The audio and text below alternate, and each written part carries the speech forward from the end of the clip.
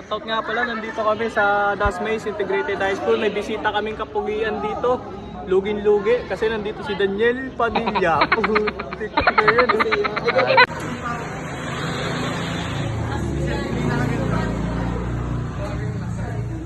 Daniel, hi ka kay mama. Hi tita. Hello, tita.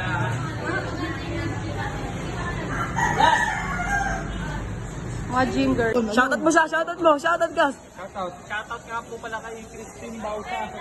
Yun, nag-lose weight siya ngayon kasi panay kain sa kantin. Ang takaw sa humba.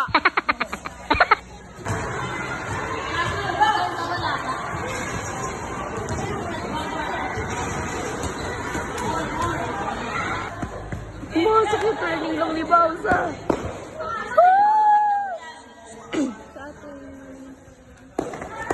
Nakakapisyat pa si Ate Anoy. Go! Uy, kapul.